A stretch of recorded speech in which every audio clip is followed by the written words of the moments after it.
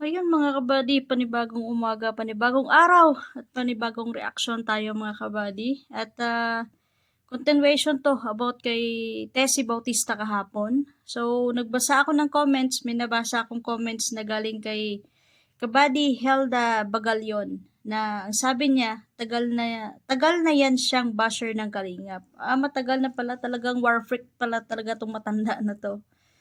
So, ayun nga 'no mga kabady, continuation doon sa kay Tessie Bautista. Kung matagal na siyang basher ng Team Kalingap, ay pati dito sa content ko papasok siya. Kung ano-ano pa yung mga masasabi niya na negatibo na wala naman siyang ambag doon. So, welcome ka dito sa account ko. Mag-comment ka kahit oras-orasin mo, kahit araw-arawin mo ko sa pangbabash mo dyan. Handa ako para sagutin yung mga hinihimutok ng butsi mo hanggang sa pumutok yan. Marunong naman ako sumagot. Basta't basta't alam kong nasa tama lang. Go lang tayo. At yun nga no, about sa mga pagkukuskuso ng OFW dahil dun sa binibigay bilang sponsor sa Team Kalingap at sa mga Kalingap Angels. So, dyan mo makikita nga na dapat pahalagahan ng mga nabigyan ng mga nagkukuskus dito sa abroad kung ano man yung naibigay nila sa mga taong napili nila na tulungan, no? Kasi hindi madali ang pagkukuskus dito mga kabady, sa totoo lang. Hirap din at pagod, sakripisyo din, lalo na't malayo kami sa pamilya namin. Dapat doon pa lang, bago ninyo sitain yung mga sponsors na nagpapaabot ng tulong na nagkukuskus lang dito pero mas pinipili pa din tumulong sa mga kababayan natin, bakit hindi ninyo pagsabihan yung mga napaabutan ng tulong na maging grateful sila sa mga bagay na ganyan? Kasi real talk tayo mga kabady. Real talk to Alam nyo kasi, as sa experience ko, as ako, sa totoo lang, bilang isang OFW, mas masarap pa nga piliin na tumulong sa mga hindi natin kadugo kaysa sa sarili nating kadugo. Alam ko maraming relate dito mga kabady. Alam nyo kung bakit. Ang dahilan kasi dyan, kapag sa kadugo natin ibibigay ang tulong na yan, kadugo mo na mismo yan kahit ibigay mo na lahat sa kanila, darating yung oras na pumalya ka lang sa pagbigay sa kanila, masama ka na, madamot ka na.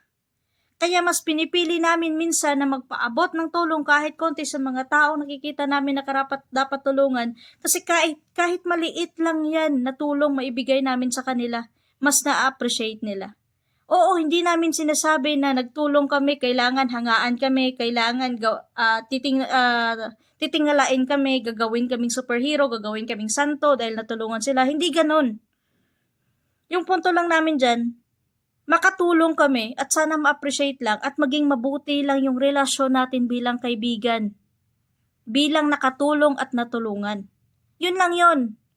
Pero pagdating kasi sa pamilya, lalo malapat dito sa abroad, once na mabigyan mo sila ng tulong, kahit ibigay mo lahat, pinakain mo na sa isang palad mo, halos papakainin mo pa sa kabilang palad mo, kahit hanggang sa talampakan mo pa yan, darating at darating yung time, pumalya ka lang sa pagbigay, masama ka na. Base experience ko yan mga kabady. So, yan yung masaklap, no? Na nakatulong ka na sa kapwa mo, ikaw pa yung minamasama. At real talk din sa mga natutulungan. Hindi man namin yan ninanais na ibalik ninyo balik sa amin, masuklian ninyo kung ano yung bagay o material na bagay na ibigay namin sa inyo. Maging mabuti kayong tao sana sa mga tao nakatulong sa inyo. At hindi porket nakatulong kami sa inyo, buong buhay ninyo, magiging utang na loob ninyo yan. At syempre, real talk na din sa mga tao na natutulungan, hindi sa lahat ng oras, kung ano yung pangangailangan ninyo, porket nakikita ninyo at alam ninyo yung tao nakatulong sa inyo, kahit pang bigas ninyo, iasa ninyo dyan sa kanila. Kahit pang ulam, iasa na lang dyan sa taong nakatulong sa inyo. Magbanat din kayo ng boto. Hindi sa lahat ng oras, masushoulder namin kung ano pangangailangan ninyo kasi mas marami pang mga taong kailangan din tulungan, hindi lang ikaw. At based sa experience namin, dahil nagkaroon na din kami ng charity noon, May mga tao na kaya pa magtrabaho pag alam nila ang tao na nakakatulong at tumutulong sa mga mahihirap, hindi na nagtatrabaho. Naka-focus na lang sa cellphone 24 hours.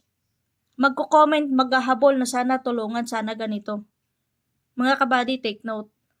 Mas masarap kumain kung ano yung nilalapag natin sa pagkainan na galing sa sarili nating pinaghirapan na hindi umasa sa ibang tao. Experience na namin yan mga kabady. Dati, 'di ba, may mga charity din kami. May mga na-encounter kami na madami yung anak niya, wala pang trabaho asawa niya, pero babad siya sa social media. So dapat mag-isip din kayo, hindi porket kilala ninyo yung taong tumutulong, babad kayo diyan. Instead na ibabad nyo sa social media or sa cellphone yung oras na yan, bakit hindi kayo maghanap ng trabaho para mapagkitaan ninyo? Bakit hindi kayo maghanap ng sariling diskarte ninyo para mapagkitaan ninyo? Oo, alam ko masakit. Masakit itong mga binibitawan kong salita at alam ko na may masasaklaw dito. Pero yan yung katotohanan. Nagiging prangka lang ako mga kabady. Kasi kahapon nag-post ako na nasabi ko nga na tumutulong kami, ganito ganyan. Hindi kami agad-agad nagbibigay ng tulong kapag nakikita namin yung tao na may kakayahan pa na makahanap din ng pamamaraan para masuplayan din nila yung pangangailangan nila. Malakas pa yung katawan nila. May nag-message sa akin na sana tulungan niyo daw sila magkabahay, sana tulungan niyo daw sila kasi bahay daw nila sira-sira. Mga kabady, maliit pa po akong content creator. Maliit pa po yung yung kakasimula ko pa lang. So bakit ninyo hindi naman hindi naman ako against sa ganyang sitwasyon, no. Instead na magsayang at magbabad kayo dito sa social media, bakit hindi kayo magtrabaho para ipaayos kung ano meron sa inyo? Kasi sa totoo lang, wala naman talaga akong kakayahan magpabahay. Kasi wala naman akong earnings pa dito. Kakasimula ko pa lang. Pero take note mga kabady,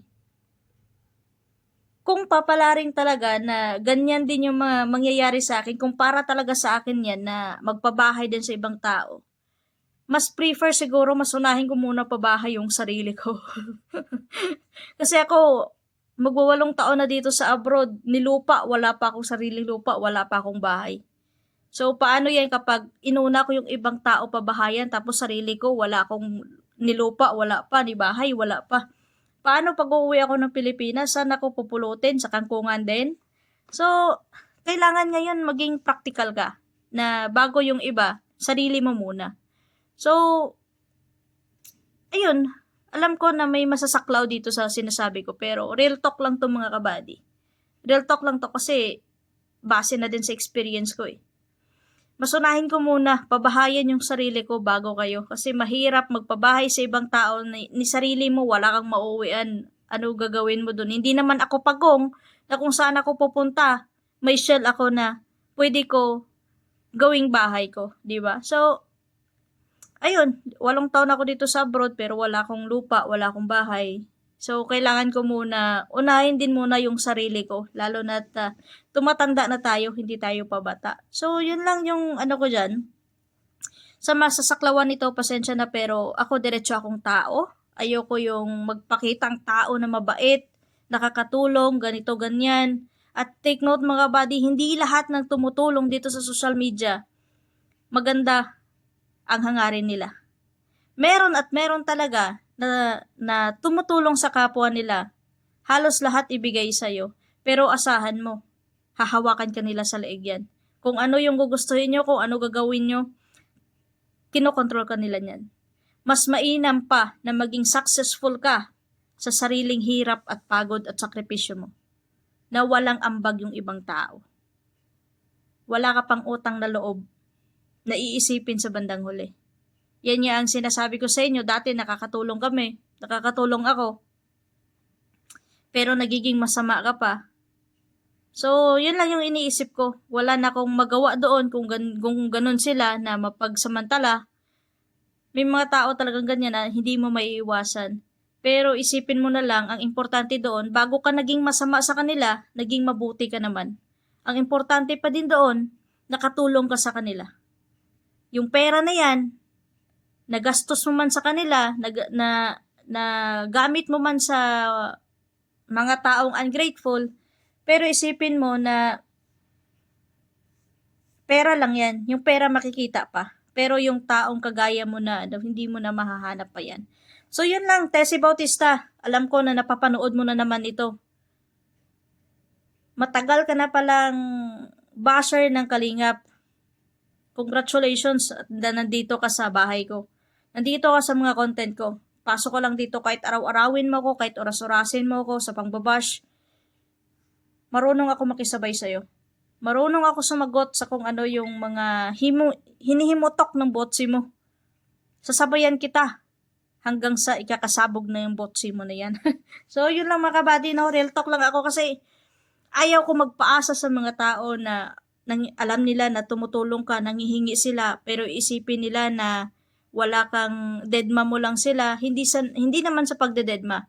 Pero mas, kung babalik man ako sa pagtulong, no? Mas pipiliin kong magpaabot ng tulong sa mga taong makikita mo talaga na karapat dapat tulungan, na makikita mo talaga na wala silang kakayahan na magkaroon kung ano yung hinahangad nila. Yan yung masarap tulungan. Kaysa naman natutulong tayo sa mga taong may lakas pa, may dahilan pa para masuportahan ko ng pangangailangan nila. Ako, nagpapakatotoo lang ako, kabady. Gustuhin nyo man ako o hindi, wala akong pake. Kung sino yung may gusto sa akin, doon ako. Pero pag ayaw nyo sa akin, ganun lang kasimple lang. Ayaw ko din sa inyo. Hindi ko kailangan baguhin yung sarili ko para gustuhin ninyo. At hindi ko kailangan baguhin ang sarili ko dahil sa kagustuhan ninyo. Ito ako ito. Nagpapakatotoo lang, prangka, diretso, at ayaw ko makipagplastikan. Yun lang mga kabady. God bless. At mag-ingat kayo lahat mga kabady sa ang sulok man ng mundo, mga kalingap. Yun nga ang ating kataga. Di bali na masaktan tayo sa katotohanan, wag lang tayo maging masaya sa puro kasinungalingan. At kahit ano man mangyari, anumang pagsubok, susuka lang tayo. Pero hindi tayo susuko. Kaya, adya, laban lang ng laban. To God be the glory sa ating lahat mga kabady. Ingat!